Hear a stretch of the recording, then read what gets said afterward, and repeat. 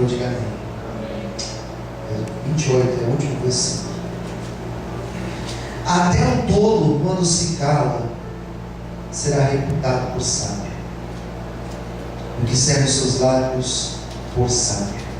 Vamos ler mais uma vez? Provérbios 17, versículo 28. Até o tolo, quando se cala, será reputado ou considerado por sábio. E o que serve os seus lábios por sábio, por entendido. Vamos orar. Senhor Deus e Pai, esta é a hora da palavra ser ministrada de manhã, nesse domingo, primeiro dia da semana. Estamos aí numa expectativa para uma semana maravilhosa. Nós não sabemos o que iremos nos deparar. Coisas certas, Senhor. Grandes coisas o Senhor fará nas nossas vidas. Nos abençoe e ministra aos nossos corações. Que na manhã deste dia, esse povo aqui congregado possa ser abençoado por esta pregação. E também aqueles que posteriormente vão ouvir, que eles sejam abençoados por Ti de uma maneira gloriosa. Eu te peço e te agradeço, em nome de Jesus. Amém. E graças a Deus. Você pode aplaudir o Senhor.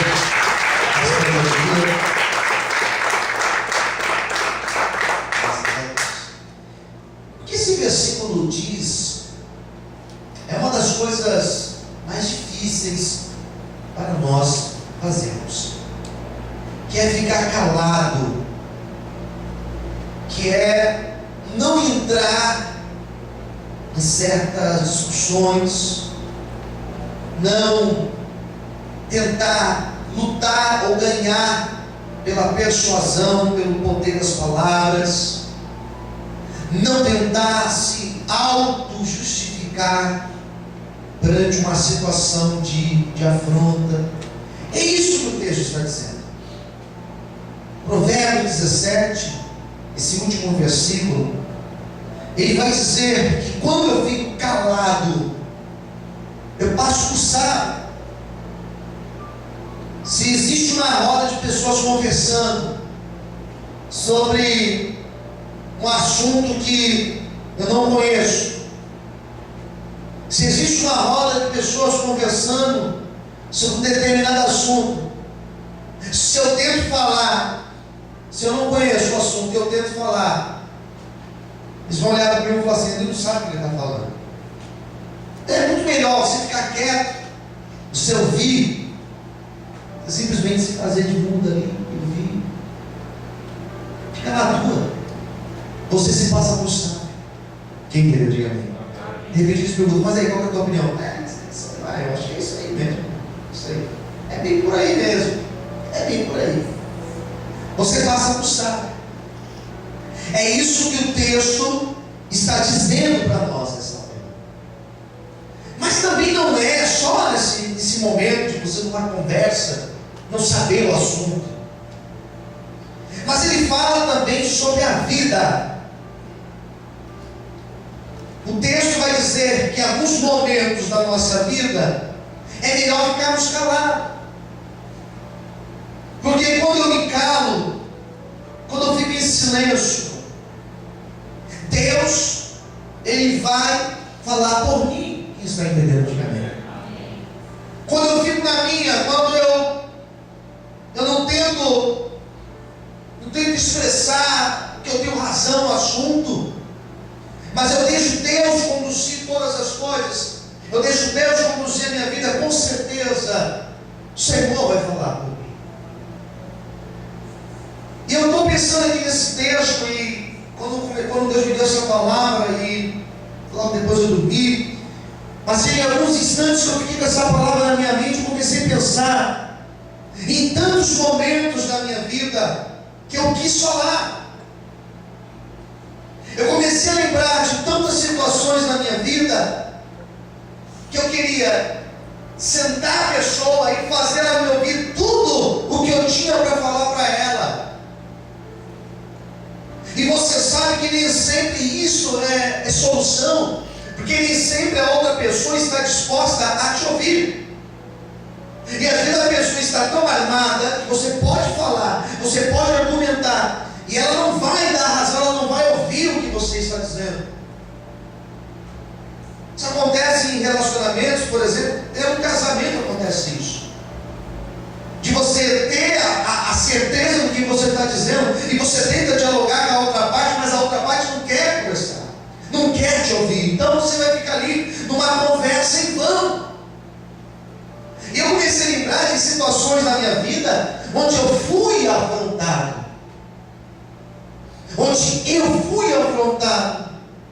onde pessoas mentiram ao meu respeito, onde pessoas criaram falso juízo ao meu respeito, onde pessoas inventaram histórias com meu nome, e eu sabia de tudo aquilo, e nesses momentos o Espírito de Deus ministrou no meu coração dizendo: filho, você não vai dizer nenhuma palavra, porque eu sou o Deus que te justifico. Você vai ficar em silêncio, você vai tirar a tua mão, e eu vou colocar as minhas mãos, e eu vou fazer justiça, e eu vou falar no coração dessa pessoa.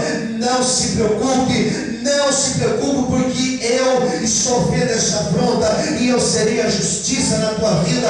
Por isso, nessa manhã, se você também tem sido afrontado e injustiçado, não se preocupe, porque Deus, Ele vai te justificar. Você pode aplaudir o Senhor e glorificar a Deus. Aleluia!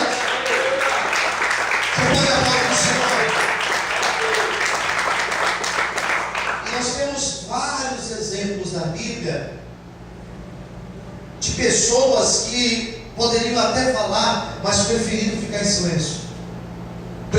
Escolheram ficar em silêncio.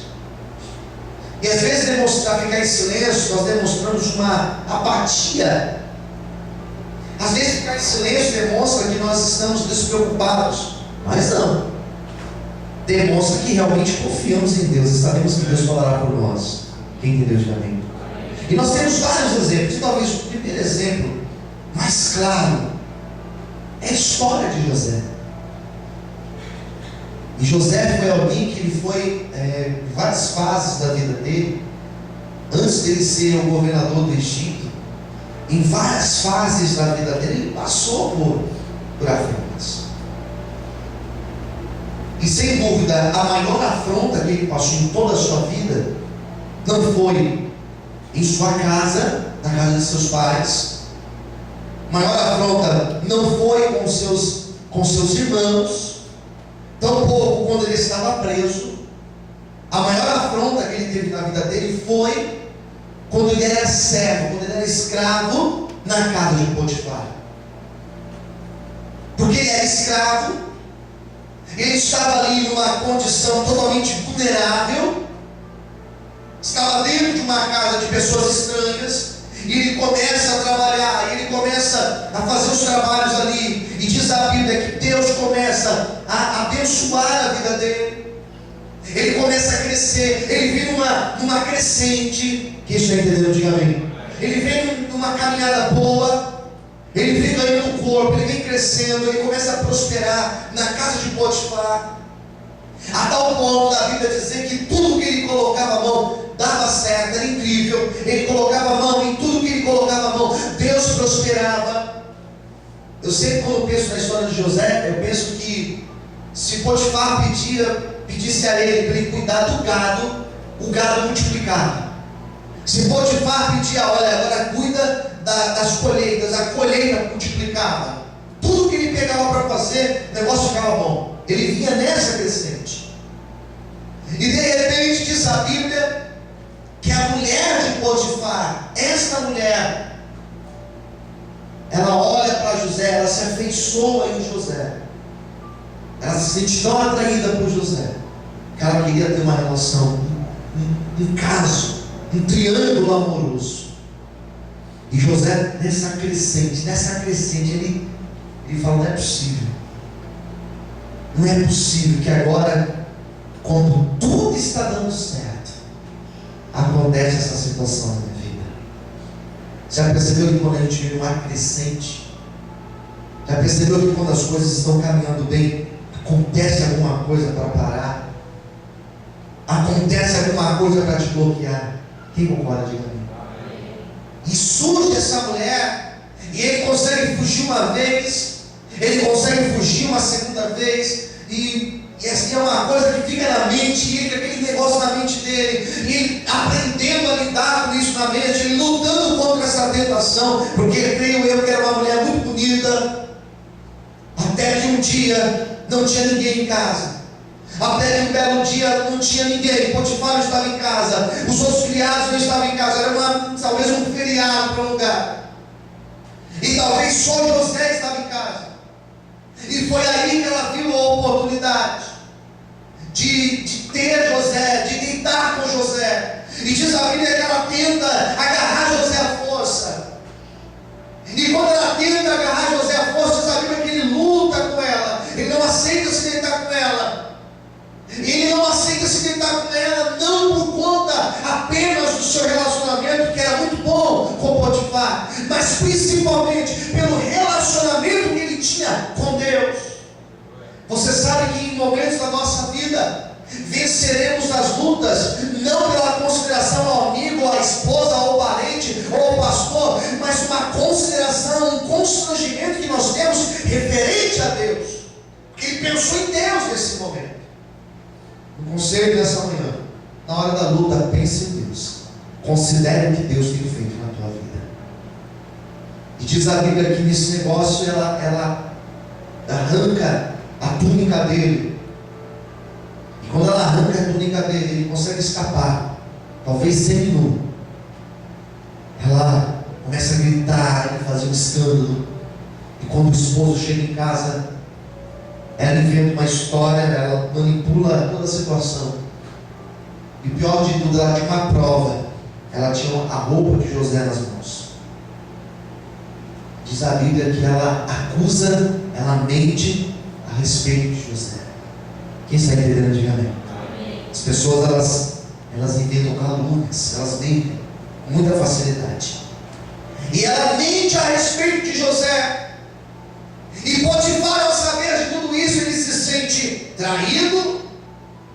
Ele manda trazer José na sua presença, e ele acusa José e fala: José, minha esposa falou isso, isso e isso. Eu quero que minha esposa fale tudo isso na tua frente. Ele traz a esposa, e a esposa acusa José.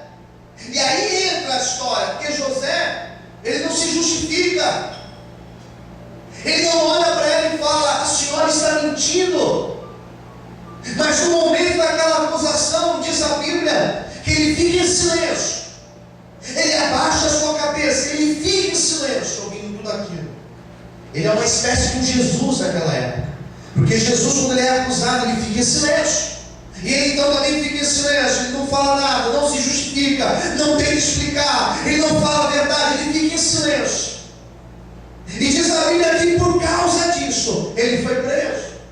Estava numa crescente e foi parar preso, porque ele ficou em silêncio.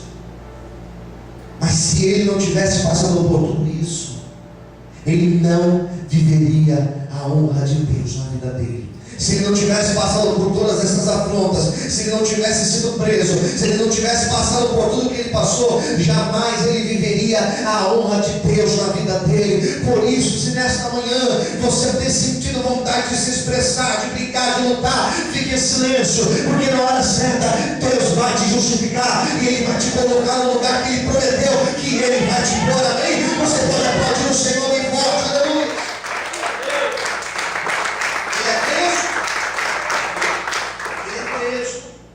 Ele é levado à prisão, e lá na prisão ele fica ali aguardando o tempo de Deus na vida dele. Ficar em silêncio é esperar o tempo de Deus na nossa vida. Ficar em silêncio é esperar o tempo da honra e da justificação de Deus na nossa vida. José, ele resolve se calar.